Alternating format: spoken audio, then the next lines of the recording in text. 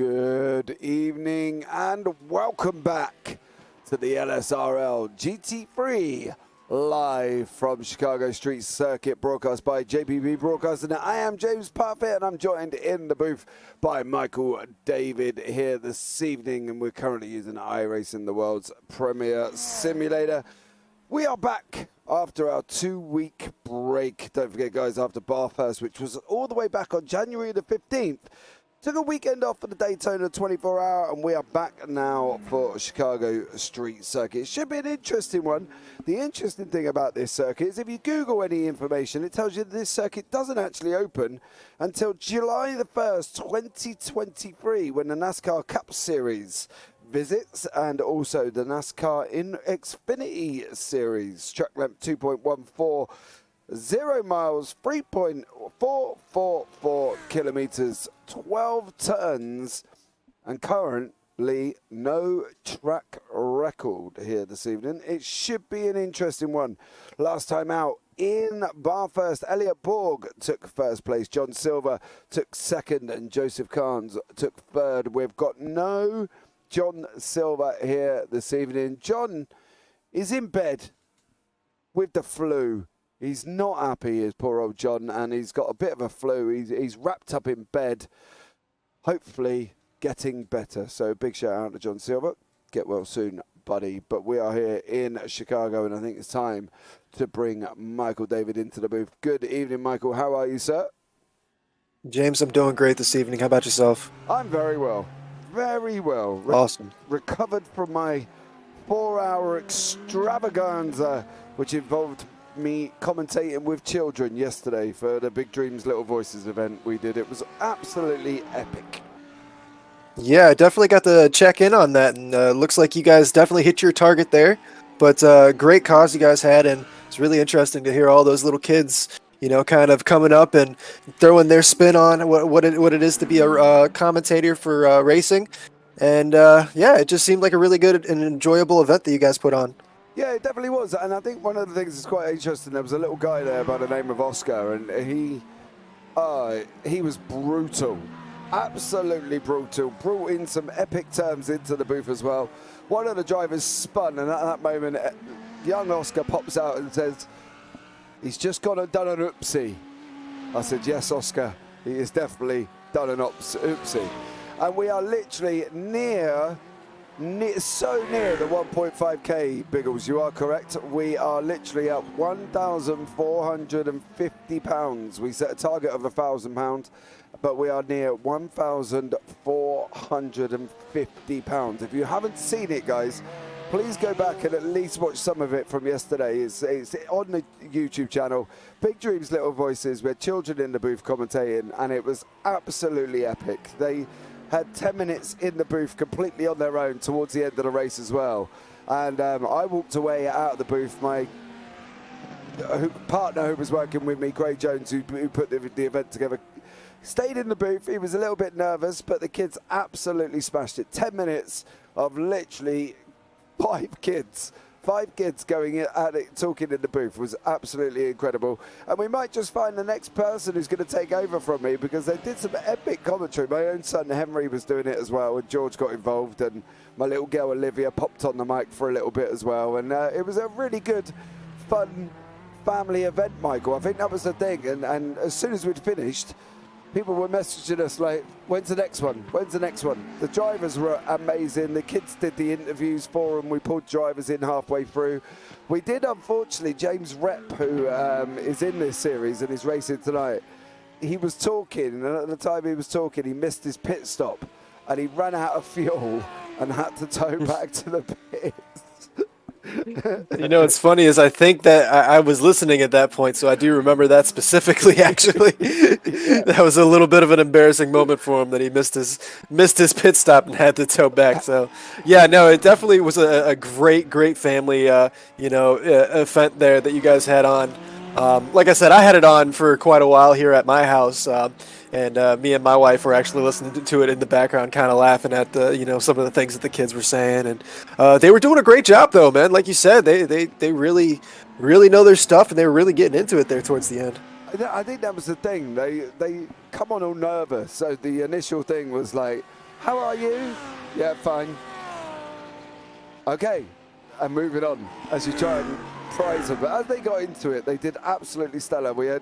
It was 6 kids in the end who come into the booth with us, and it was just unbelievable. It really was a great event. So if you haven't watched it, please go back and watch it, because you won't be disappointed. Now, one of the things I want to talk about here this evening as well, we currently have a poll going up in Discord for the LSRL community about what pizza is best, Michael. Now, we've been discussing this for at least about the last hour, whether or not New York style pizza or Chicago style pizza, which is quite fitting considering we're in Chicago. I went for the Chicago one because, you know, I like it a little bit more filling than a thin slice. But you're a bit of a thin slice fan, Michael, aren't you? Yeah, well, I love New York style pizza. It's so good. I got no beef with Chicago, but I mean, I love taking a hot, greasy slice of cheese pizza, folding it up, and just crushing it. It's so good. Wow. It's just put a couple drinks in you, and get yourself a couple slices of greasy pizza, man. You'll feel like a king. Well, there you go. Let us know in chat if you have any preference, New York style or Chicago style pizza. Now, what we are going to do, guys, is bring you up currently the championship standings. These are right as of this evening. Joseph Carnes is leading the championship on 32 points. James Rep in second on 27. Steve Baker in third on 25. Daniel Pereira in fourth on 19. Dylan Gonaz in fifth on 18, tied with Ryan O'Connor and Peter Muller. Elliot Borg in 8th, he is on 17th. Nathan Graham 16th, tied with Mason Sager. John Silver is not here. Get well, John. Much love from us up here in the booth. Who is in 11th. Jay Smart 12th. Jared Lindsay 13th. Jonathan Diggerman 14th. Ben Barnes 15th. Sean Atkins 16th. Joey Fernandez is in 17th. Nathan Heffley is down in 18th place. Brandon Birmingham is in 19th, and Tamas Boniati is in 20th. Now, currently in the team standings, we have running at the moment. JBJ Racing is in first on 49 points, and Smart Gonaz Borg Racing on 46, LMA Motorsports on 45. Slowly Driving By You, I do love that name, is on 37. Black Gold Racing is on 19th. Worst Pace Scenario on 17th, and JJ Racing is on 7 points. Hey guys, Pereira is off today, but we're cheering for Dylan. Okay, no worries. But there you go, guys. As well, the donation link from yesterday is up in chat as well. So if you want to get yourselves involved and join in with the donations for the Big Dreams Little Voices event we did, you can still donate. We will leave the page up for about the next week. So you've got until next Saturday to be able to get yourselves involved if you do want to donate. As I say, the current total is £1,450. So it'd be great if we could hit the 1,500 mark before we close the page off. That would be absolutely unbelievable. But we're here at Chicago, Michael.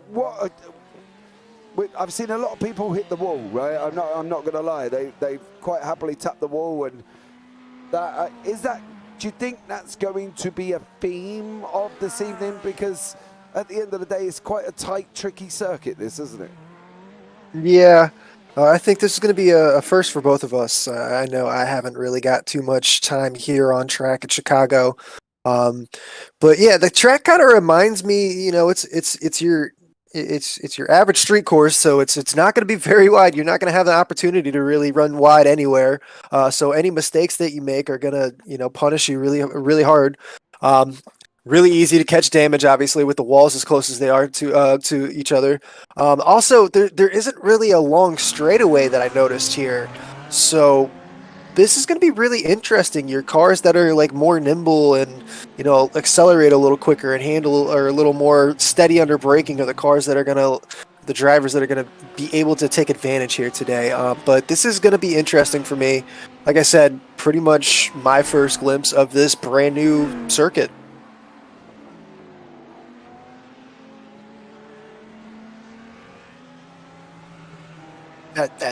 I same here, actually. This is literally downloaded it, and here we are. So we'll have we'll have to do a couple ride-alongs just to, we got qualifying going on. Let's go ahead and ride along board with somebody here for a qualifying lap to see what we got going on here, because it's definitely going to be interesting. Kind of like watching it kind of reminds me a little bit of sections of Long Beach.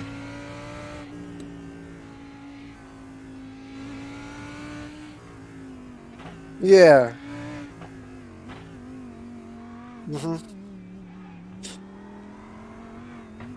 Yeah.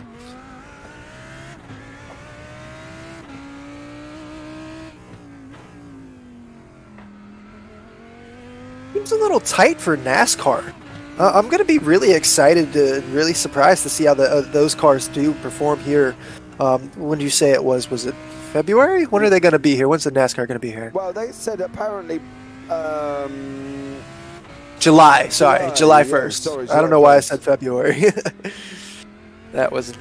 Anyways, yeah, February in Chicago is probably not the best time to be street racing. It gets a little cold in the Windy City in the winter. No?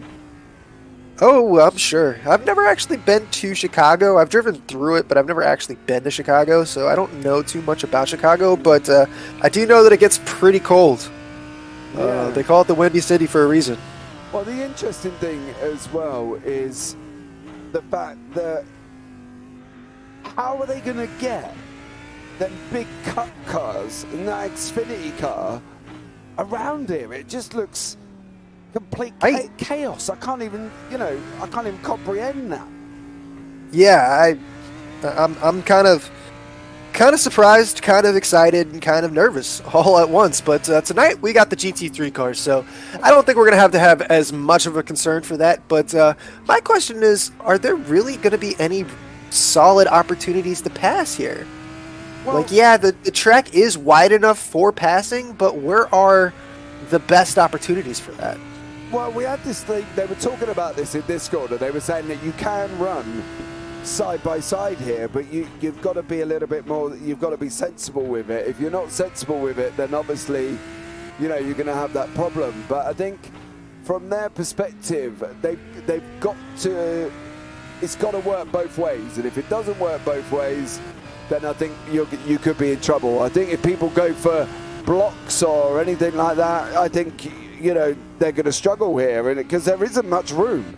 You've got this little bit of a straight here, which is probably, apart from the same on the other side, the mirror image of this is about all they've got to try and overtake. Yeah, no, it's definitely going to be a challenge here tonight. Just trying to think of, like, the best opportunities to really set your opponents up. And I'm just looking at this track right here, and I'm just trying to, I mean, I guess coming, turn 1, you have that hard left. Turn 2 is a hard right. So I guess coming out of turn 2, that's probably going to be the best opportunity there, down that 3 into 4 kind of kink there, the dogleg right almost. Yeah, but it's just not very long. No, I think I agree with you. That's probably about as much as we're going to be able to get out of it. And and we see that Porsche driving down the inside of the Ferrari here, though. So it's a difficult one, really, how they're going to manage it. I'll be interested to see, I think, from that point of view, how they're going to manage this, because it's going to be a tricky one, I believe, tonight, Michael. And I'll be interested to see how many of the cars get through and anything like that. I'm a bit worried about qualifying as well, because currently they've only got to tap a wall, haven't they? And then that's their quali lap done. Yeah, it's going to be tough, but these guys are pros, basically. They know what they're doing. I think they'll be able to get in some clean laps here, but you're right. One simple little mistake, and your qualifying's ruining. And, I mean, for what we can both tell here so far in qualifying, there's not going to be a lot of opportunities for overtakes, so qualifying is king. Right now, Graham out there with a 1 minute and 23.4. Pretty much the class of the field at the moment, and that's going to be huge. Whoever starts up front really going to have more of an advantage today, I think, than usually. Yeah, I think you're completely correct. I think at the end of the day, whoever's got out in pole is going to be able to control the tempo of this race, and I think they're going to be able to dominate from that beginning, because there's just, as you say, there's not many places to park. We got Nathan Graham in the Audi on a 123.405 as well. We're on board with Peter Muller in the Porsche. Currently he's on a 125.1, so nearly 2.4 second gap back to them there as well. We've got Elliot Borg, Jay Smart, both in the Lamborghinis. Baker's in the Porsche, Gonaz in the Lamborghini. Muller's just got a little bit quicker on a 124.796, Michael. But again, they've got to look at handling this where they're going to be the most sensible, I think. And that's going to be the tough thing, isn't it? Where are they going to be sensible here? Because there's just nowhere for them to really go for it as much as we would see at Spa or Road Atlanta or any road course in general. Ooh, yeah, as we see that Audi kind of tapping the wall a little bit. Yeah, it's going to be tough here all night long to really figure out who is going to be able to force a mistake, because I think that's what's really going to be more important is the mental aspect of this. Are you going to be able and willing to challenge the car in front of you without, forcing a move, but, kind of getting into their head? Seeing if you can manipulate the situation a little bit and force somebody into a mistake. I think that's going to be the best opportunities tonight, though, for overtakes. It's a short track. It's not very long. There's obviously quite a few turns, but it's very tight, and it's going to be tough tonight. I really think that pole position is extremely key tonight. It's absolutely key as well. I think they have got to try to get round this circuit. I think this is going to be the best opportunity on this run round, basically from turn 2 all the way. Oh, as we see the BMW of Nathan Heffley literally hit the wall and then go back into the pits. And that is pretty much his lap over and done with. We're on board now with Ryan O'Connor here in the Porsche. Is this a Porsche circuit or is it not? Because the Porsche does love to do wonderful things with its back end at times. And, you're a Porsche driver and stuff like that. But what do we think? Is it a Porsche circuit or is it the more nimble Audi circuit that we see currently with Nathan Graham on pole? Yeah, I think I might have to lean towards that Audi. Honestly, if I was to get out there, I'd want to get out there in the Porsche. That's just, that my gut instinct. But that's a given. Yeah, but aside from that, I really think this Audi is definitely going to have an opportunity here to really, really, really show its strength, the quick nimbleness of that R8. I see it being a bit of a Porsche track, but not a Porsche strength track. And as we know about the Porsche, like you said, it's great until it isn't. And then it'll tell you what your mistake was, and you'll do whatever you can to not make that mistake again. But it'll be great until it isn't again. That's just how it is. Michael Davis' technical knowledge there, guys. It'll be great until it isn't, and we all know at any one point the Porsche can be great, and it also can be not great. But we're on board with isn't. Sorry, yeah, not great. Sorry, isn't. So we're on board with Nathan Graham here. He is in the Audi. He's currently leading on a 123.405. Still got that pole position there by about half a second over Elliot Borg.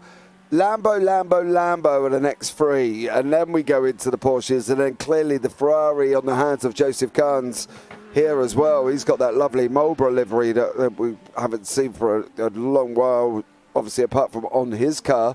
And then we got the Mercedes of John Diggerman. I'm not quite sure the Mercedes is going to be outshining many things here tonight. I've got to be honest. I'm a Mercedes lover and I do love that car. But I got a funny feeling John Diggerman is going to struggle in that Mercedes. Yeah, I haven't put too much time into the Mercedes this season. Unfortunately, I don't currently have my wheel set up, so I haven't really been able to really get any practice time in. But I do know that the Mercedes is not going to like this track as much as some other little longer tracks. I would say really likes to kind of take advantage there. But yeah, it's going to be tough here. For anything other than the Audi, and these Lamborghinis really look like they're kind of, taking advantage as well. I'm kind of surprised the Lamborghinis are as strong as they are, but I think that's one of the recent updates, the new season. I think that's one of the BOP updates is the Lamborghini got a little bit of a boost, it seems. It definitely did. It looks like it could be coming back into the fray, I think, is the way we're looking at it. We are just waiting for the grid. That is the end of qualifying as well.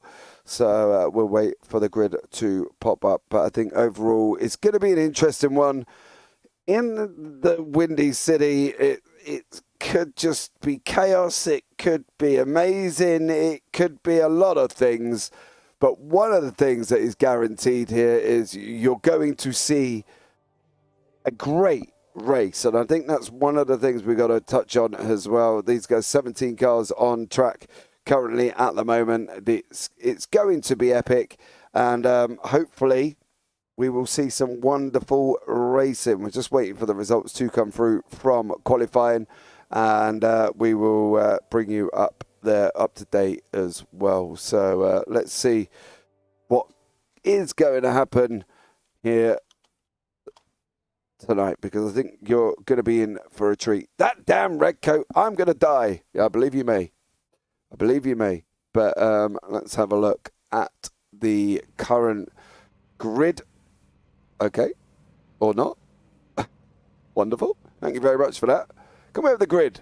No, we can't have that one either. All right, can we do it this way? Come on, you can do it. Thank you very much.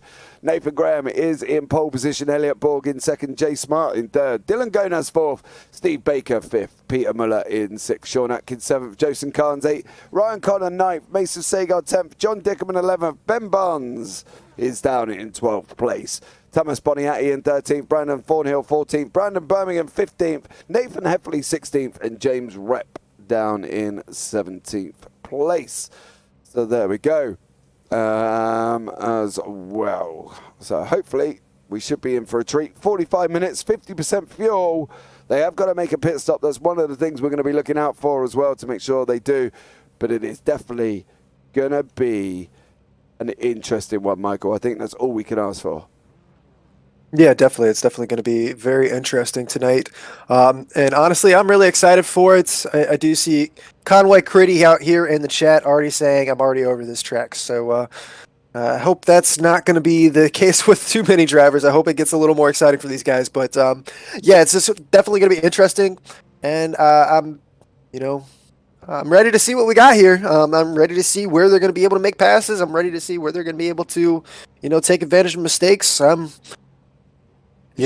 ready for this track, bud. He's ready. He's ready. We have got a half a lap, pace lap here as well. We are going round in turn 4.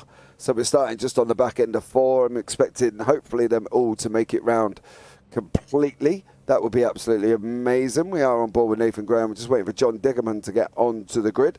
John is in the lone Mercedes. We have BMWs, Ferrari, Porsches, Lambos and Audis here this evening. So get ready, guys, because you are just about to see Chicago Street Circuit come alive with the powerful GT3s from the LSRL GT3 League. So stay tuned for this one. And let's hope everybody makes it round completely. As you can see there, the Smart Gonaz Borg Racing boys behind him of Elliot Borg, Jay Smart and Dylan Gonaz. And we're going now round what can only be perceived as a half circle, I think. I don't know if there's any... Is that a fountain in the middle? I think we're... No, it's a lovely monument of somebody on a horse. So there we go. One of these wonderful things we see.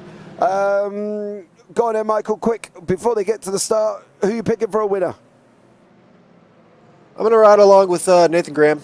Okay. I think being out front of that Audi is definitely going to be an advantage, and it's going to be hard to pass. So I think it's Nathan Graham. Nathan Graham it is then, as we're coming round the final corner, turn 12. Waiting for the cars to budge up. They all got a little bit single file because obviously they had to. But here we go. Graham is on that front row grid with Elliot Borg right beside him. And the green flag drops. Graham cuts off Borg's nose going into turn one. They are trying to go 3 wide further back. I'm going to be interested to see how this one's going to be turning out. But I think overall, it didn't turn out well. It did not turn out well. Sean Atkins. They're in, facing the wrong way. We will have a look back for that one. Nathan Graham, there was a lot more going on than just that. I'll tell you that much. But Sean Atkins, it looked like may have been involved initially in that incident. Ryan O'Connor, Brandon Birmingham, Sean Atkins, Joseph Carnes, James Rep, Ben Barnes, Brandon Thornhill, Brandon Birmingham, Thomas Boniatti. Pretty much everybody in the final back section. Yeah, that was definitely going to be a tough start there. So we see here we got everybody coming around here. Nathan Graham getting a clean start. Borg, Smart, Gonas out there. It's definitely going to be kind of a single file race here for the beginning as we see. Looks like Baker is looking to kind of try to see if he can move that Ferrari or that Lamborghini a little bit with the front of his car, but it's going to be tough. I think we're going to see this single file for a little while. Yeah, I definitely agree with you as well. We're going to try and have a look back at this incident. I'm going to click and hopefully we will be able to see what happened here at the beginning. I think the chopper may be the best angle, but let's have a look here back with Ryan O'Connor. So you see Connor's on the left-hand side. It starts a little bit farther back, and then those two Lamborghini or those Ferraris touched, and then and then we got a little squeeze there too. Another Ferrari got spun around. All the Ferraris were involved there. Pretty much. John Diggerman, Sean Atkins. It was Sean Atkins and Ryan O'Connor that went 3 wide down into turn one. And that is where part of the problem lies. Going 3 wide down into turn one was never going to work. Here this evening as we're back on board. We're still following Steve Baker around with Dylan Gonaz. But I'm going to pin that, unfortunately. It's got to be pinned on Ryan O'Connor for starting that one all off. Going to be some apologies needed there, I think. Yeah, 3 cars into 1 turn here. Not going to work tonight. So definitely going to need to rethink that. As we take a look here, Baker is really, really, really testing the inside of that Lamborghini. Getting his nose right up in there. He had to settle back a little bit, but he's been on his tail this whole time, pretty much since the drop of the green flag here. See if he can follow around here. This is a great view. Really getting a good idea, a good sense of how tight this track is. Kind of, earlier I said it reminded me of Long Beach, but it also has a little bit of a Detroit feel almost in certain, the first sector there in Detroit. There's definitely a mixture of circuits involved in this one. You got that half moon section that you could go with Long Beach around the fountain. You got a bit of flow, almost reminding me, of that Sebring kind of esque back run round as well. There's a lot going on here as well. The final corner at Sebring could be from about, turn 2 right the way running around to 3 or 4. There's a lot going on. But Steve Baker's trying to make that move. If he makes that round the outside, I will be surprised here. Michael. There's not enough room here to really make that move stick on the outside, but he's found the right place. What he's doing is he's falling. Oh, back end of that. Getting real skittish there. But he's found the right spot to do it. It's not turns 1, 2, 3, 4, like I was saying. It's coming out of turn 5 and into turn 6. So the problem is he can't get to the inside. So he's following him around for the entire lap. He's kind of backed off here after that little wheel spin from the back, so we might not see a move here on this lap, but we'll follow him around a little bit more. He gets onto the back of that Lamborghini. I keep wanting to say Ferrari. I don't know what's wrong with my brain tonight. Keeps getting on the back of that Lamborghini there, and he comes through, so he's able to really close up here on turn 1. Comes through here into turn 2. He's able to really close this gap down. The interval is down to half a second. Now it's down to 4/10. Just under 4/10, so he's really gaining here. He's got the draft coming all the way down through turns 4 and 5 here. The little kink, the dog leg, like I said here. This is where he's really able to take advantage, though, into turn 5. really gets on it here. He's not able to make a move on this lap, I don't think, but he's going to be able to close it down. Wait, he's going to be having... Oh, he almost had the inside. Yeah, almost had it there. We'll have a look what happened to James Rep further down, because it looked like maybe him and Sean Atkins, as we're behind the tree. That's never good. There's James. Did he come into it again? Well, yes. Gave up. I think that was a I quit kind of incident there, Michael, wasn't it, really? I think James has had enough. Yeah, that was... yeah, his hands in the air. Oh, we missed Baker. He cleared Gonaz. Right at the moment we went off to the replay. Oh, Gonaz tapped the wall. Oh, Gonaz got wide. So easy to do here. This track is just going to punish any mistake. He still had an opportunity to fight back. He had the inside there, but getting pushed in from that Porsche just wasn't able to block it. Now it looks like he's coming into the pits. Does he have any damage? It's hard to, a little bit hard to see from that one. Brandon Too early for that mandatory pit stop. Dylan Gonaz is in the pits there, so it's definitely going to be watching Dylan trying to fight his way back through. O'Connor is up into 8th, probably coming under the title, the main instigator from turn 1 there as well. Taking 3 wide was never good. He has got, you know, a little bit of weight and responsibility on his shoulders for that one. Peter Muller is in 5th. Joseph Carnes is in 6th here. 38 minutes remaining. Gonaz is in the pits. Looks like Barnes is out, Atkins out, and Rep's out. And yeah, it's gonna. I think we're gonna have to see the battle of how many are gonna finish. I think. I'm presuming Conway is James Rep in YouTube, and he's put that's exactly what it was. So no, this is definitely going to be an attrition race. There's just no room to make a mistake. There's no room for an error, and every single turn looks the same. So it's easy to kind of lull yourself into a false sense of security. And then the next thing you know, you just, you know, tap in the wall. But that tap was a little harder than you thought it was, and now your rear end, look at the damage on the back of that Ferrari right there. You know, it just keeps adding up, and now you have no downforce. Now you have no opportunities to really make a move anywhere. You know, it adds up, and it's just gonna be such a challenge to really manage this last 37 minutes. We're not even 10 minutes into the race yet.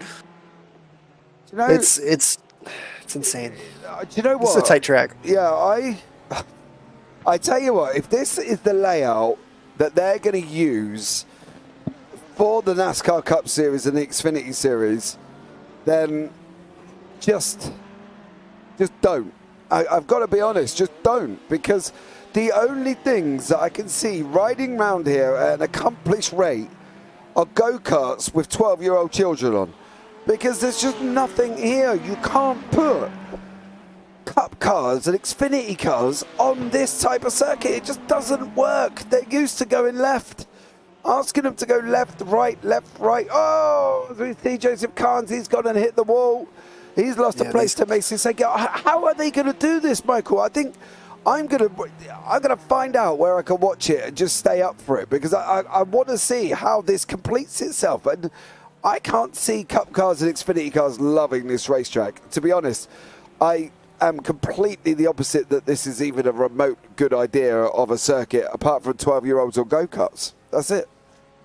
Okay, so the thought in my mind that keeps coming back to me is Indy and Nashville. It just reminds me of that, you know, there's not really anything exciting about the course. It's just, you know, a street course to say that you have a street course in your city. I don't understand. I don't think it's going to be big enough for NASCAR, as far as like those are big cars, you know, like these GT3 cars are big cars, you know, and I think it's going to be, I don't think it's gonna work. I really don't. So from what I understand, and please, if you know better, correct me if I'm wrong. From what I understand, this track was actually designed in iRacing and tested in iRacing, and then they brought it to Chicago, like the people in Chicago or to NASCAR or whoever the representatives were, I'm fuzzy on the details, but they basically designed and tested the track here in iRacing and then brought it to the city of Chicago and to NASCAR and was like, yo, you guys should try this track.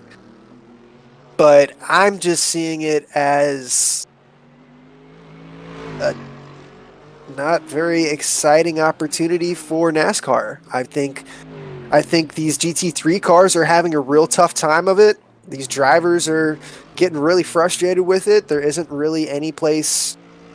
I mean, have we seen anybody not in the walls yet? The leader, Nathan Graham, I think, is probably, if we look back through car damage, I think this is going to be very expensive. Now, the interesting thing is, July 1st is the official NASCAR Cup weekend. Okay, so it is the official NASCAR Cup weekend. I'm looking at it now. In 151 days, 20 hours, 11 minutes and 45 seconds, if I'm really going to be precise. And I do love the fact that NASCAR have got that on their website. You can sign up for NASCAR Chicago experiences. I'm sure they might give you a piece of decent pizza if you go there. But from my point of view, this can't work. This is going to be chaos. I think that's the only terminology. To get these cars round here, they've got to be going terribly slow, just not full out. I don't think this is full out, but, you know, who am I? I'm just a guy up in a booth who talks about racing pretty much every day, all day. So, yeah, this can't work for me. Yeah, I think we're in agreement. I'm really surprised here as we ride around with Nathan Graham, who seems to be having absolutely no issue with the track tonight. Now, to be fair, we have not driven the track yet, so maybe our opinions would change if we got into our favorite little non-go-kart. Took a couple laps around the track just to get a little feel for it. I know you are partial to the SR8. How do you think the SR8 would feel?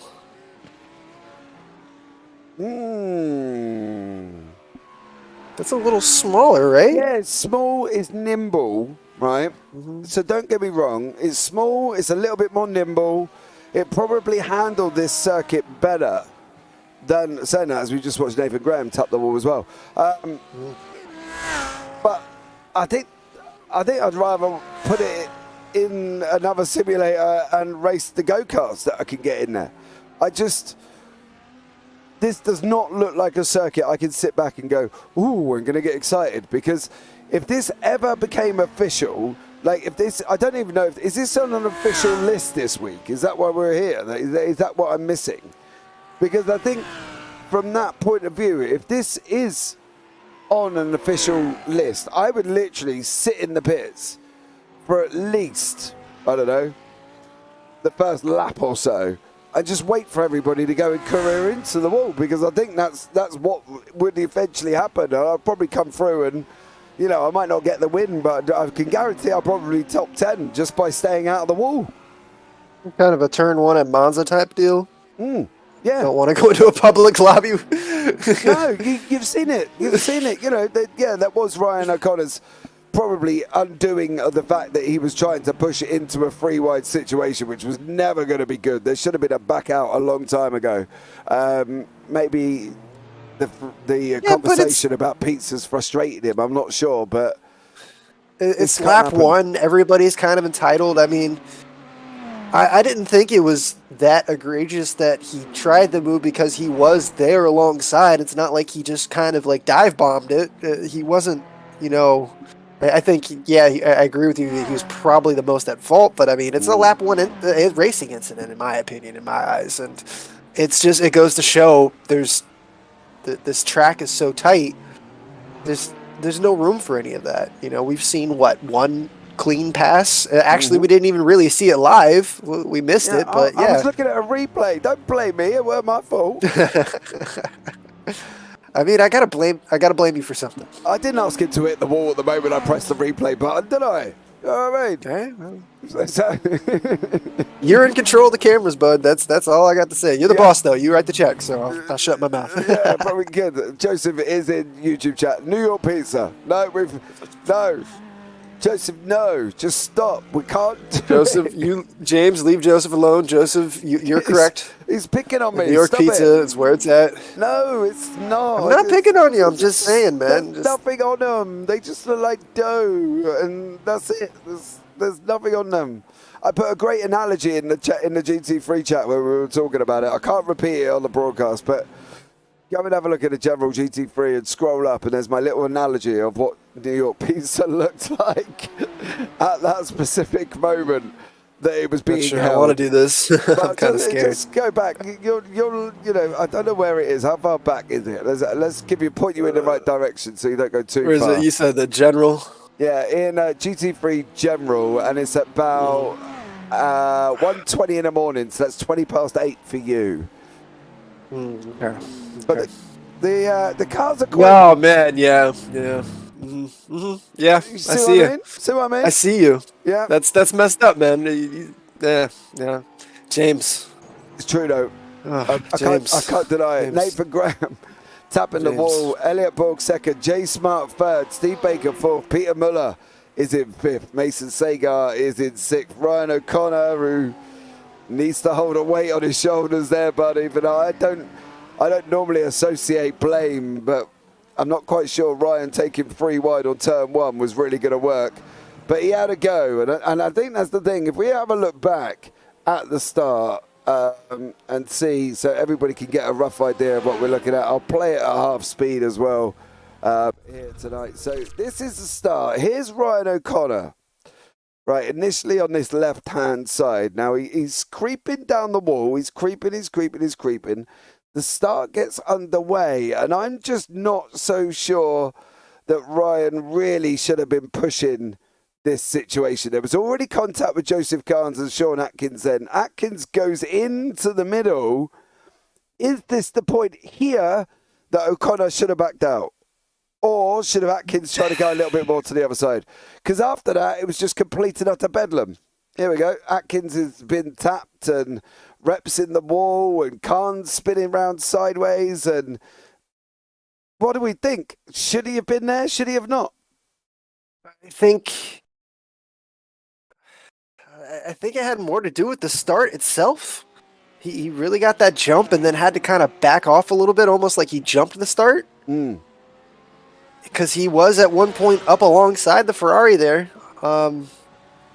He was past Adkins and he had to back off to let Adkins back past. But Adkins had already had the contact there with the other Ferrari. I believe, was that Barnes that we saw, or was it Joseph Carnes? Carnes. It was Carnes. Yeah. So I mean, I agree he should have backed out, but he was ahead at one point. It's just whether or not he had a clean start and then had to back out, and that's what caused all the issues. I don't disagree with you. I just think it's not as cut and dry as you're making it seem. I'm sure I'll hear from Ryan after he's watched it back, by the way. He will DM me. You know, we do talk, me and Ryan, on a daily basis generally as well, so he does DM me quite a lot. But let me know in chat what you think. That's what the issue is. Yeah. See, that's what the issue is. You talk to him all the time. He must have said something to you the other day that you didn't like, and now you got a grudge out for him. You know, basically, yes. It's all right. I got your back, Ryan. I got your back. Basically, yeah, that's the situation. So there we go. But I don't know. It's going to be a tough circuit overall. We got 26 minutes remaining. We've lost Tamas Boniati, Dylan Gonaz, Ben Barnes, Sean Atkins, and James Rep. James just terminated it into the wall in a ceremoniously fashion. Joseph Carnes is still in the pits for repairs. Not quite sure. Oh, Brandon Birmingham in the wall. I swear there was going to be nothing left of that rear end of that Ferrari by the time Brandon's finished with that car, because he has ceremoniously hit the wall quite a few times. There's one side. That's the right rear of that Ferrari. Currently at the moment, that's looking very beat up, as you can see. There's the left rear, not looking much better. I think it looks worse. Yeah, the left front definitely looks like it's been in better days. I've got to be honest. And the right front, well, it's all that. Do you know what that reminds me of? Days of Thunder. where the crew chief goes and kicks the door. And he goes, why'd you do that? He goes, because that's the only panel you haven't damaged. You know what I mean? I think Brandon's crew chief's going to go and kick his bonnet and his front because that's the only bit. By the look of that car, that has not hit the wall. So poor Brandon Birmingham there. Now he's coming under pressure from a very shiny, I've got to be honest, good-looking Mercedes of John Dickerman, and as I probably say that, he's going to tap a wall or something, but please don't, John, because your car looks immaculate compared to everybody else's. Yeah, that Mercedes looks absolutely stunningly brand new. I can't believe he hasn't got a scratch on it. Everybody else seems to be, at least giving a little bit of a love tap here and there. He seems to be keeping that thing clean out for a Sunday drive here in 10th place. Well, he's made up one position. You know, Brandon Birmingham's up 6. Nathan Heffley's 5. Brandon Fornill's 6 as well. This is this is probably the closest battle on track currently at the moment, guys, as well. John Dickerman and chasing down Brandon Birmingham. He looks like he's got a Mercedes pretty well planted. However, Birmingham did go and love tap another part of the wall. So that's another little damage on his little Ferrari that he's just had. And Dickerman's coming right in behind him at the moment, but I can't see where Dickerman's going to do it. It's just going to add up exponentially. Every time he taps the wall, it's just going to keep getting worse and worse and worse. It looks like he's already starting to have a little bit of issues here keeping that car straight. The Mercedes really going to be taking advantage here, coming down into that turn 5. And he's a little too far back than that Porsche that we saw earlier from Baker making the move, but yeah, this is definitely going to come down to the next few turns or the next few laps here. I think that Mercedes is definitely going to get an opportunity here at the very least. The Birmingham seems like he's really starting to lose a little bit of pace. Can't keep it out of the walls. Even those little bumps that he's tapping, it's just going to add up over time. Oh, there's another big one there. He can't have much. Looks like, I think the left rear looks like it might be out of alignment. Well, let's try and see if we can get on board with Birmingham. How much has he got? Well, his car's going straight. But I think that left rear is out of alignment. Well, maybe not. It looked a little funky there for a minute. Oh, Birmingham's into the pits. That's going to release Dickerman. So Dickerman has now gone up to 8th because Brandon Fornill's in the pits as well. And I've got to be honest, it looks like he's doing an absolute stunning job in that Mercedes, John Dickerman. So keep it up there, buddy. And, he could be on for a good chunk of points here, really, to be fair. Couldn't he? Up in 8th, currently in a nice, shiny Mercedes. Yeah, keeping yourself out of the wall here tonight is going to go a long, long way. Yeah, sure, he's got the leader right behind him. He's going to go a lap down, but he's not fighting for the win here. He's just looking to score some strong points, like you said. He's got a great opportunity here. Just keep his head down, keep out of the wall, and, just run his race. Looks like he's going to let that Audi by. Nathan Graham's going to take over and keep on keeping on like he has. And we see that Lamborghini there at Borg in the background coming into sight. But Graham has really got a strong lead here, up into 8.5 seconds now, coming down here. About 21 minutes left. Yeah, give you a rough estimate, give you a rough sort of guide on times. We've got John Dickerman doing a 1:27.14. That's his best time. And we've got Nathan Graham on a 1:23.7. But the difference is, obviously, Dickerman hasn't tapped the wall. He hasn't got the opportunity to even remotely tap a wall. He's being sensible. He's keeping it on track. And currently is in 8th place. One of the things I want to discuss, though, is this the type of circuit that you put on? Now, generally, let me just give you a little bit of back history. Generally, the LSRL for the GT3, we don't have fast repairs at all for the season. There's no fast repairs. If you looked at a circuit like this, though, would you think maybe for this one we might run a couple of fast repairs to give them the option? Because, we are down 6 cars now. Maybe a fast repair may have helped the likes of James Rep, as you say, who went and put it in the wall, Sean Atkins, Ben Barnes, Thomas Boniati and Joseph Carnes. Do we think that maybe looking at this kind of scenario of this specific circuit, because it looks like Birmingham and Heffley are in the pits as well, and they've been in the pits for a long time. Carnes is back out, so props to Joseph Carnes. He had an 11-minute pit stop and is down literally 7 laps. But do we think that we possibly could have looked at fast repairs during this process? No, I'm against the fast repairs, especially in league racing. I think that it kind of makes the racing a little too loose. If you know you have a fast repair up your sleeve, you're going to go for a little more aggressive, be a little stupider with your moves. I like the fact that they don't have that opportunity. They have to, live with their mistakes. They have to drive on the edge and as close to perfect as they can. And obviously, this is a new track for pretty much everybody. It's going to take some time to really get this track down, and I think that the mistakes are going to help you learn. I don't think you need that gimme up your wild card up your sleeve of a fast repair. Yeah, I don't know. It's a tricky one. I'm trying to find that, James. There, you've just seen the end of it of Dylan Gonaz. I'm trying to find where he actually had his issue. If he's tapped a wall, it doesn't always show up that he's had an incident. I'm going to try and see if it's here where Steve Baker passed him. But I think it might have been just before. It's possible he's done it there and he's gone off. I wonder if I can get a little bit further back and then maybe find Dylan. So here he goes. He's on his run down now. I'm wondering if this is where this damage has evolved from with Dylan Gonaz there from Smug Gonaz Borg Racing. It's coming down into turn 1. And I think it just looks like it's possibly that he may have hit a wall. Let's see if we can fast forward it on. I didn't see anything there. Yeah. See where not much further, if I'm not mistaken, but there was obviously an incident somewhere that's caused Dylan to have that problem, because the pass isn't long.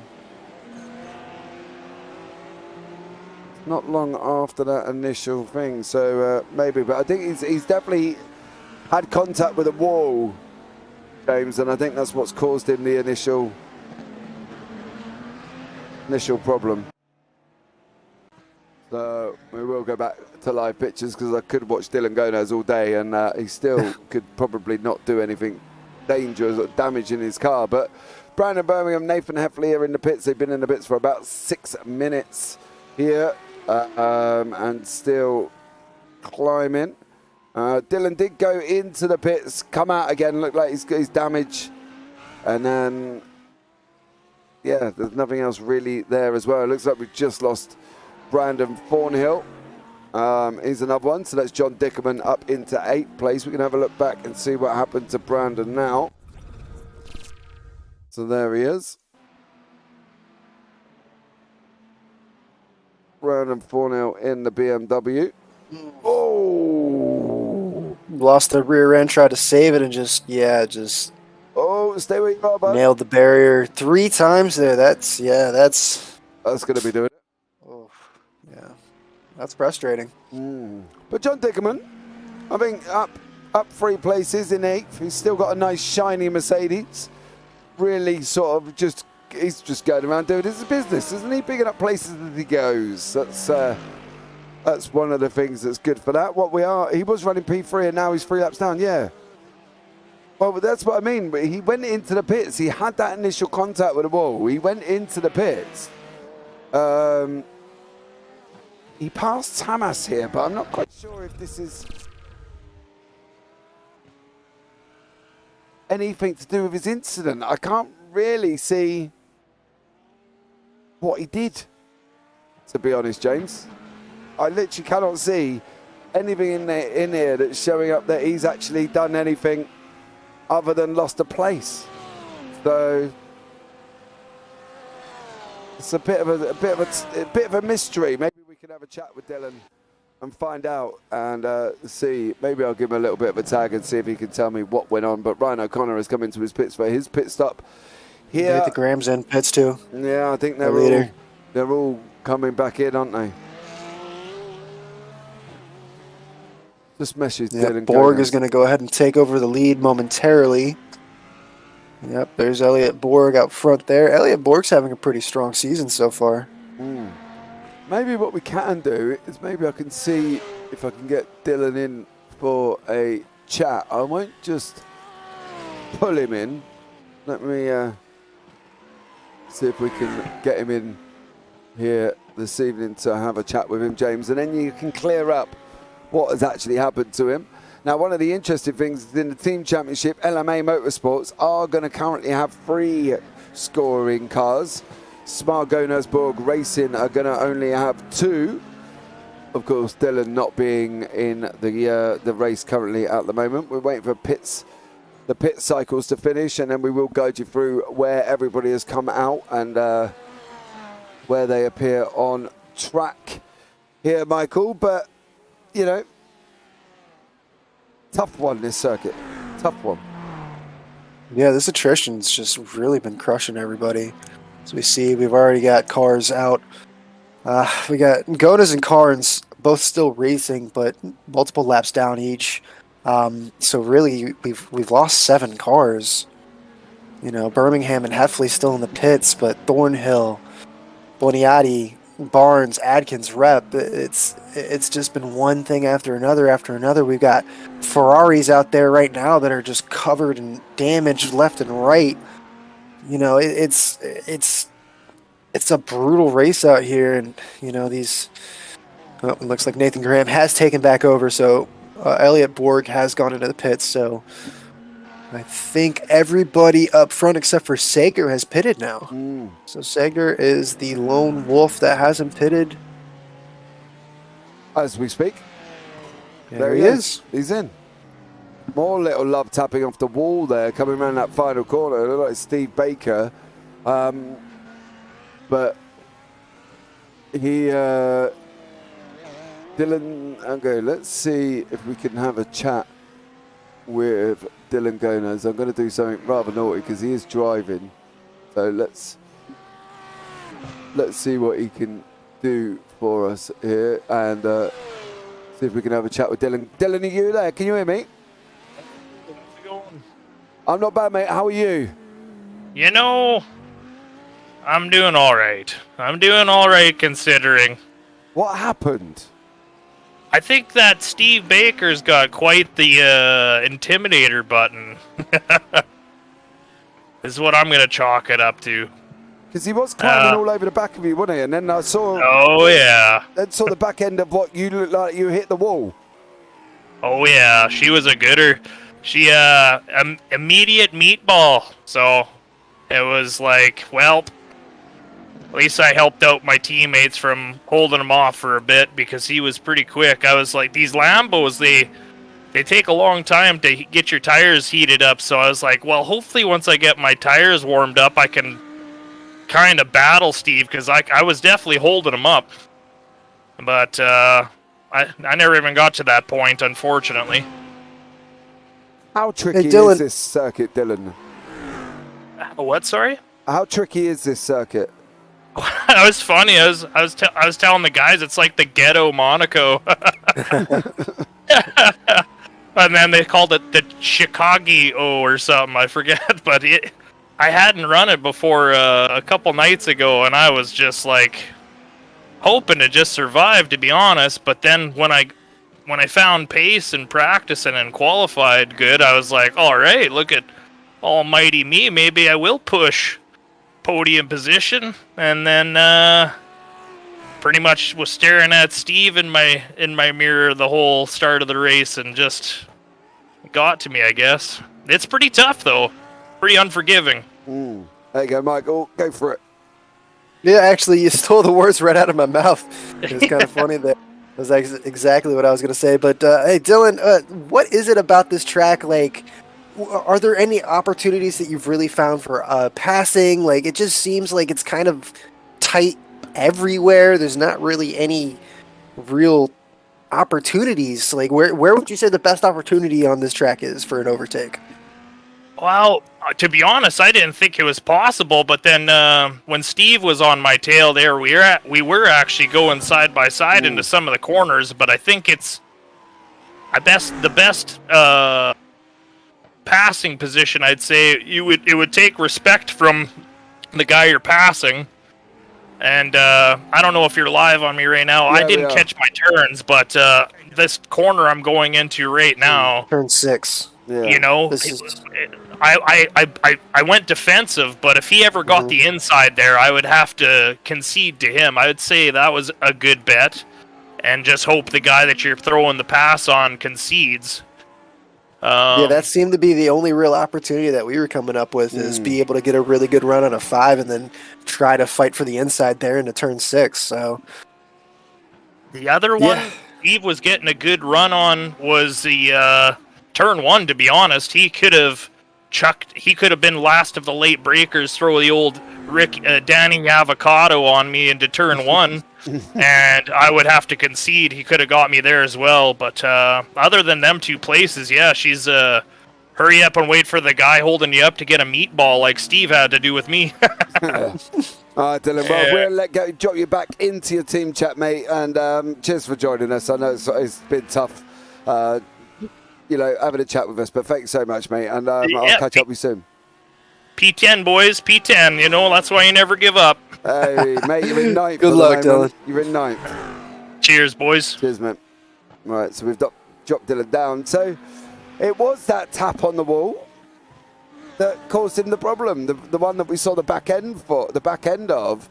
So it just goes to show how easy it is. One of the things I'm interested to see is what has just happened here to Mason Sagar, because not only did it flash up once, it turned around and told me he'd done it twice.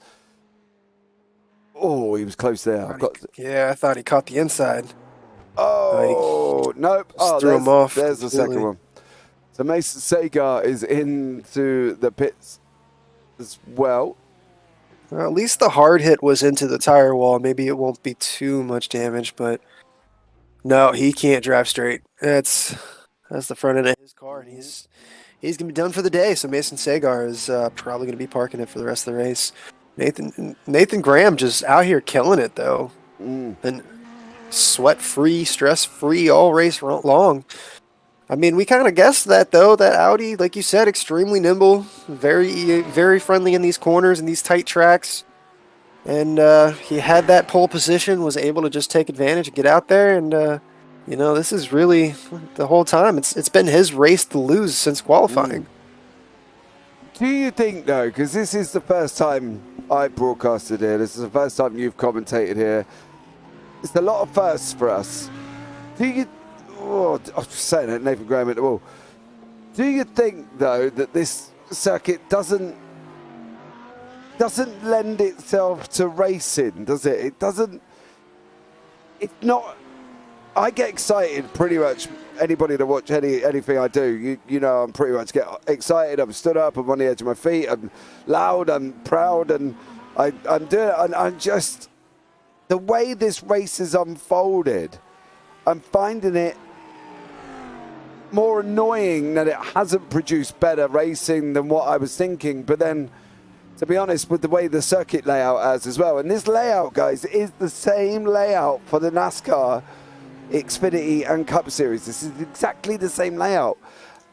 I'm struggling to realize to think that we've had good racing. I think we've had taps, as James has put in YouTube. Yeah, it's crazy. My car barely rubbed against the other Ferrari and I got a meatball. You know, it's not really doing it for me, this circuit. I've got to be honest.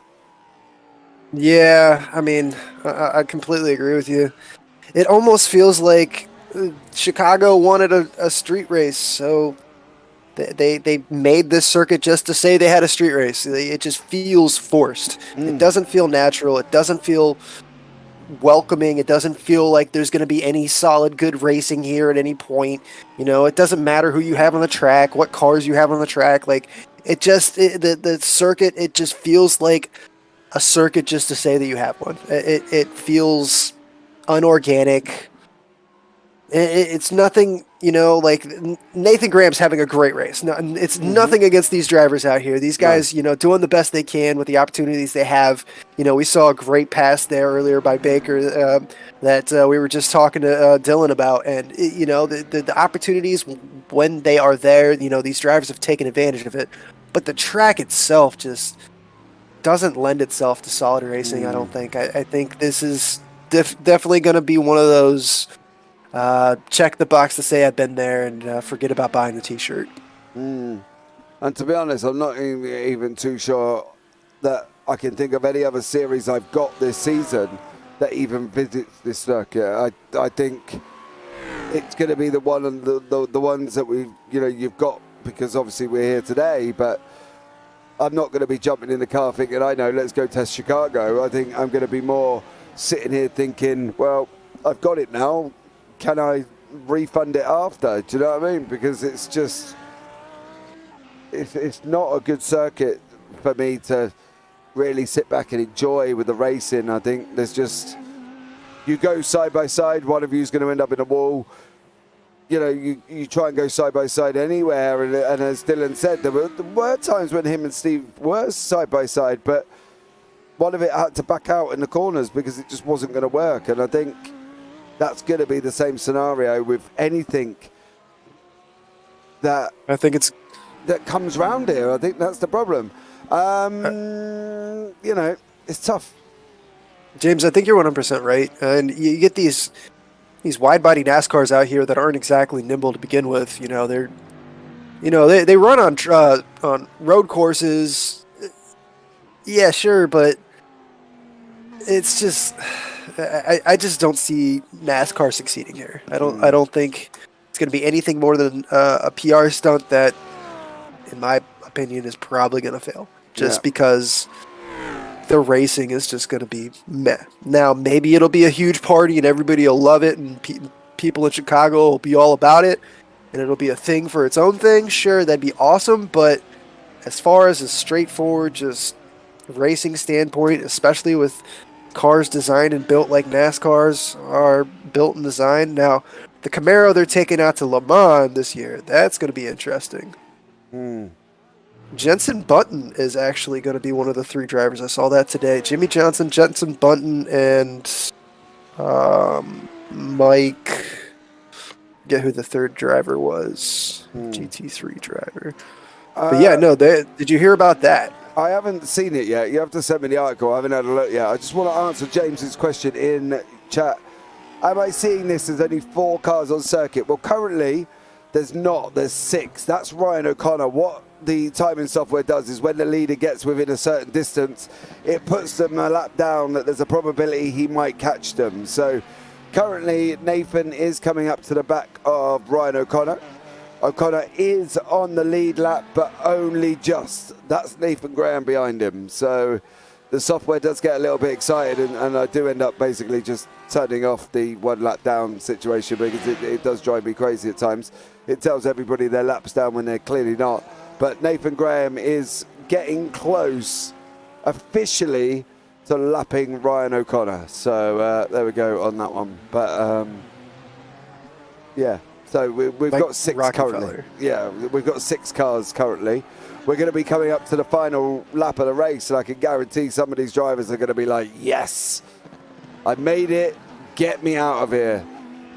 You know what I mean? Yeah, I think that's how everybody except for Nathan Graham is going to feel. Nathan Graham's been out there. I mean, to a lesser extent, Borg and Smart both have had really quiet, solid races. Baker, well, he had that great start. He was strong at first. He's kept that 2-second gap up to Smart pretty much the entire race. So, those 4 cars, throw Muller and O'Connor in there a little bit, I guess. But maybe not as much Ryan O'Connor as we saw that incident up earlier. But Peter Muller definitely having a solid race, but everybody else probably ready to pack it in and just, forget that we even came here. I would. I think that's the only way to really look at it. Just it was a horrible nightmare, and going forward, we'll pretend it doesn't exist. Well, why we're pretending it doesn't exist? Let's have a look and see what happened here with Nathan Heffley. Well, we are trying to pretend it doesn't exist. What does he do? Oh, goes in deep and goes and hits the wall. So Nathan Heffley, another victim, but Nathan Graham is coming round up past Birmingham, Brandon Birmingham there as well. So Brandon Birmingham is down, Ryan O'Connor's down. We've lapped everybody up until 5th place man Peter Muller, but Peter Muller is going across the line to start his final lap about now. So unfortunately for Nathan Graham, he's not going to get there, but he is going to come and take the victory, and he is going to do it in style, and literally has dominated this evening from start to finish. We said pole was going to be important, Michael, didn't we? And Nathan Graham definitely took it, but it is Graham going to come across the line, take this checkered flag here tonight at Chicago Street Circuit, finishing the race in first place. And then we've got 17 seconds to wait for Elliot Borg. Pole was important. He led from start to finish. Yeah, pole was the most important thing about tonight other than keeping out of the walls. Nathan Graham just having a dominant race here as we see Elliot Borg coming across, the first of the two Lamborghinis up front there. And right behind him, we got Jay Smart coming through in 3rd place, so that's going to be your podium tonight. But Nathan Graham really just dominating qualifying, dominating the start of the race, and just never turning back, never caring what's going on in his rearview mirror, giving the walls a couple love taps here and there just to kind of sign his autograph on the walls every now and then. But aside from that, yeah, no real issues. Thank you. Good night. Great race for Nathan Graham. Yeah, absolutely. And another great race for John Dickerman here. He's up 4 places in 7th. Not a single scratch on that Mercedes. Not one. Yeah, that car looks like it was just detailed. It's amazing. Let's have a look at the front. Oh, yeah, there you go. A little dark, little more there. Well, to be fair, I don't know if that's part of his livery, you know. Yeah, fair enough. Clearly, there's no right front or right rear cameras on this wonderful car. So, but overall, not too bad at all. I am going to try and get Mr. O'Connor into the race. I do feel we need some explanation. But, Michael, there are the results on your screen. Why don't you give them a readout tonight and for the final time? Yeah, so our first time here at the Chicago Street Circuit with LSRL GT3. Nathan Graham takes the win. Elliot Borg coming in 2nd place, and Jay Smart rounding out your top 3 there.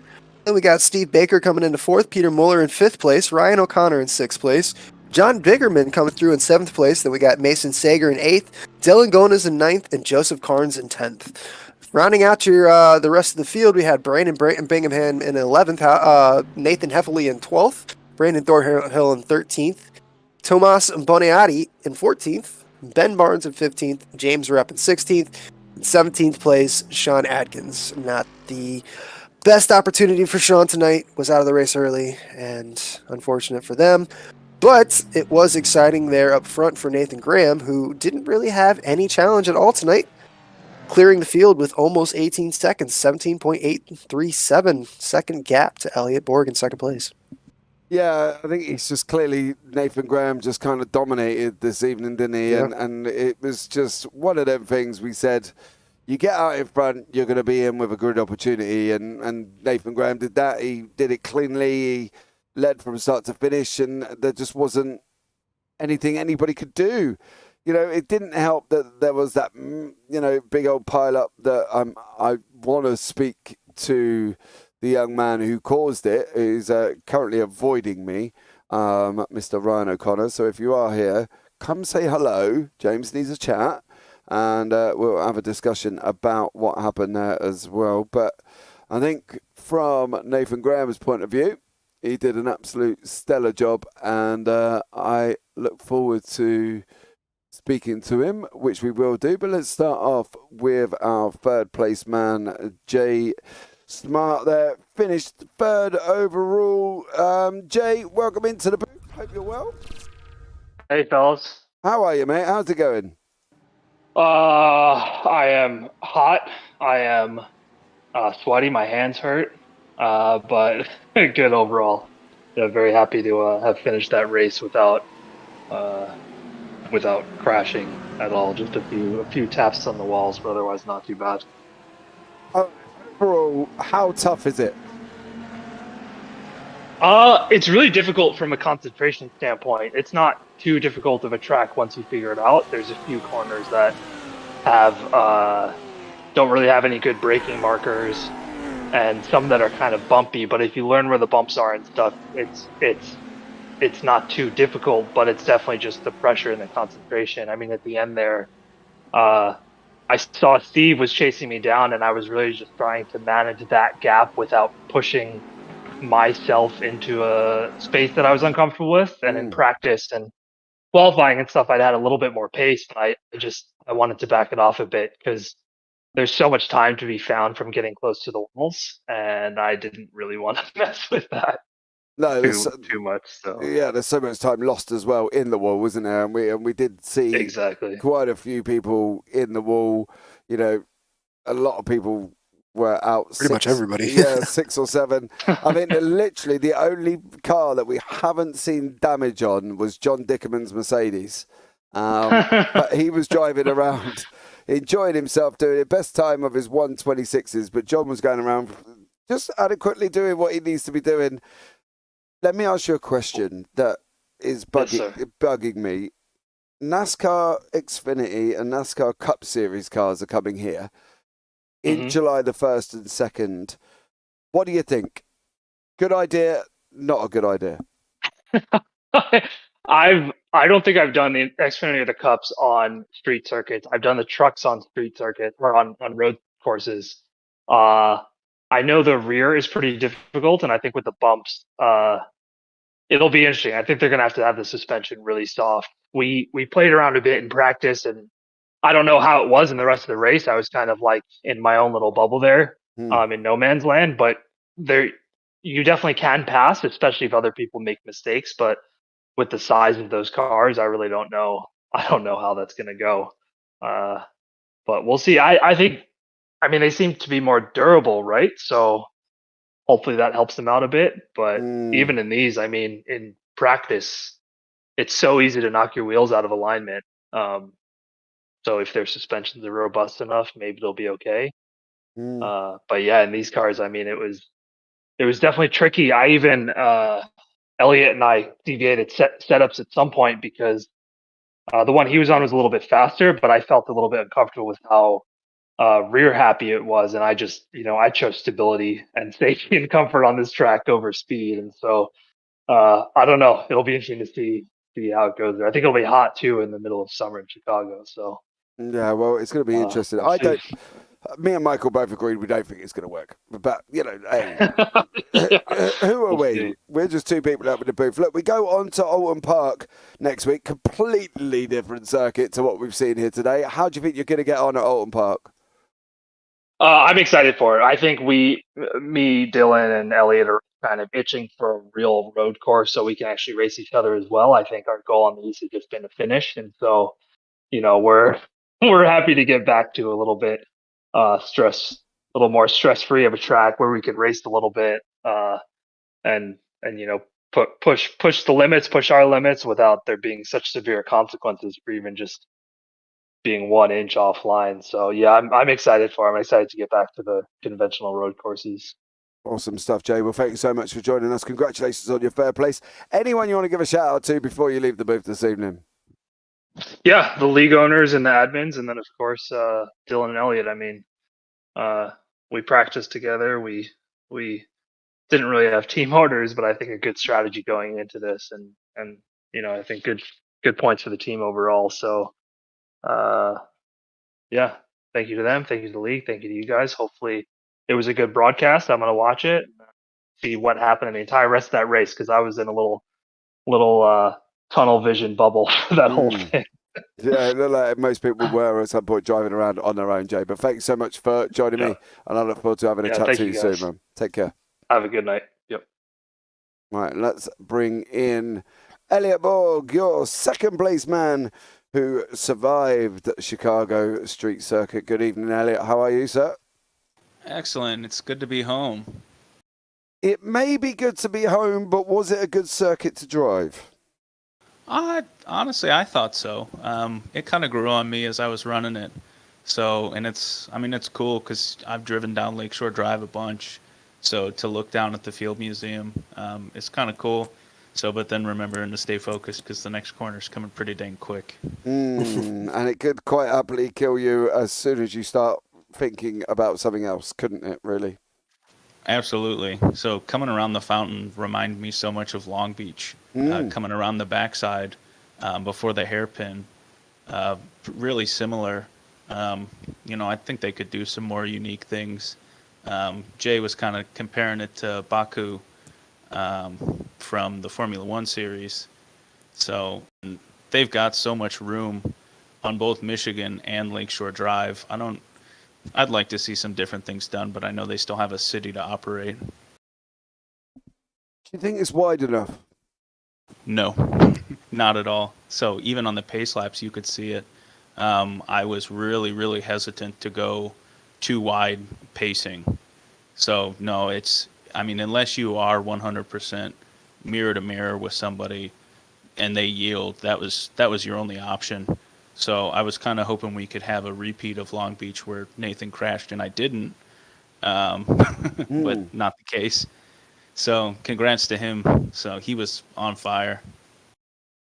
Are you looking forward to the NASCAR that's going to be running around on July 1st? I can tell you I won't be going up there just because, they're shutting down Lakeshore Drive to run the race, which is one of the only major thoroughfares on the east side next to the lake. So there's, I don't want to navigate that, so I'll do it on a regular day. Do you think it would be any good?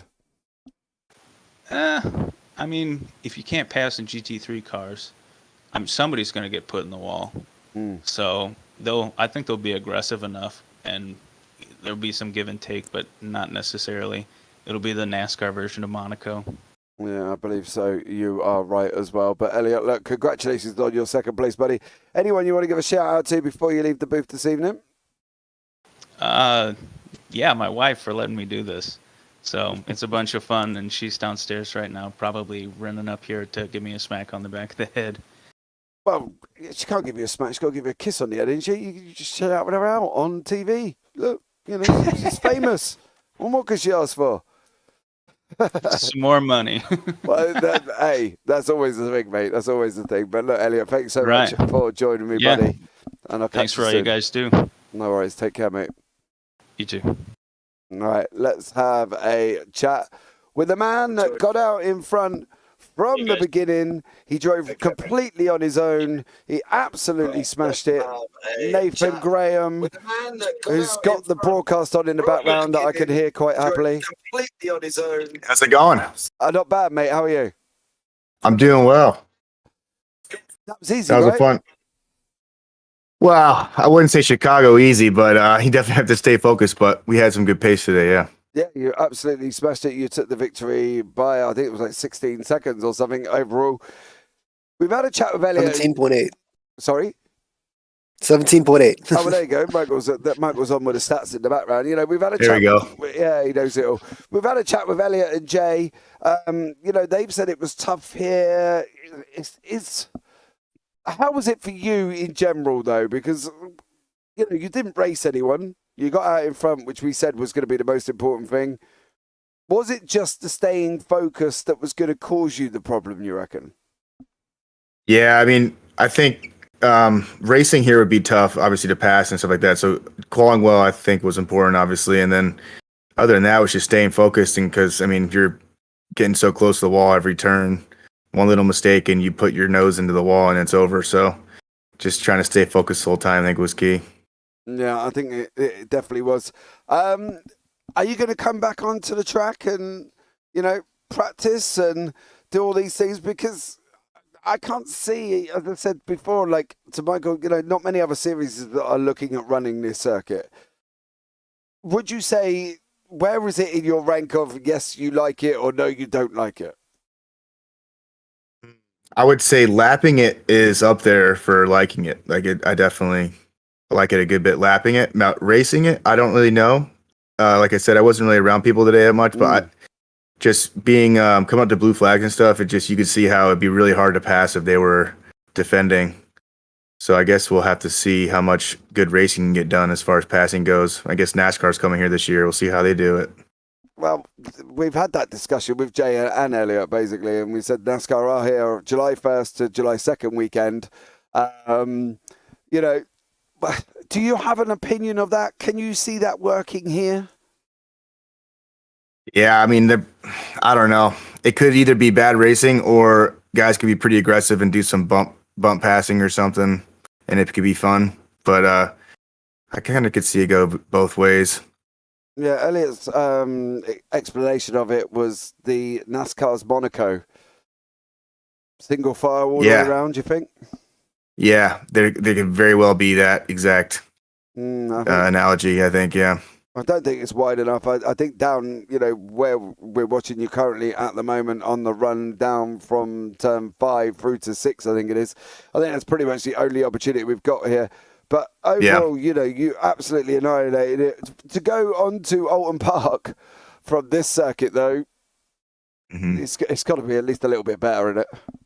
Yeah, oh yeah, definitely. I think that should be pretty good racing. I love that track, too. And where are you aiming this season, Nathan? What is your goal? Well, I can't make every race just with work, but every race that I'm here, I'm just trying to finish strong with podiums and being clean is really kind of my goal. I think I had a rough start. Yeah, I think that's, to be fair, you know, with 3 weekends in general, because obviously we had a weekend off at Daytona, Alton Park, Daytona, Okayama, and Phillip Island, all 4 great circuits we've got coming up as well. So, you know, overall, it's been a nice, I was going to say easy, but then again, I've just looked down and you're tapping the wall on the replay. So, you know, but you survived Chicago. That's all that matters. Is there anyone you want to give a shout out to before you leave the booth this evening? Well, yeah. Ryan Pendleton, he helped me get ready for this one as a buddy at races as well. And then I guess my wife as well for letting me race while I'm up here. Good shout, mate. Good shout. Always and thanks for you guys for putting this on. It's awesome. Really fun. Thanks, man. No worries. And vitally important to thank the woman behind the man. You have to be honest. But Nathan, right. You take care, buddy. And I look forward to having a chat with you soon. Sounds good. Thanks, guys. Take care. Well, I did want to chat with Ryan O'Connor, but he's desperately avoiding me. I've moved him already, and he's gone back into his team chat. So I'm guessing Ryan is not in the right place to be coming to have a chat with me currently at the moment. But that's a bit of a shame. But everybody else seems to be quite enthusiastic about this circuit, Michael. You know, a few ups and downs, mixed feelings. What it? Nathan Graham was more like, yeah, I actually didn't really mind it.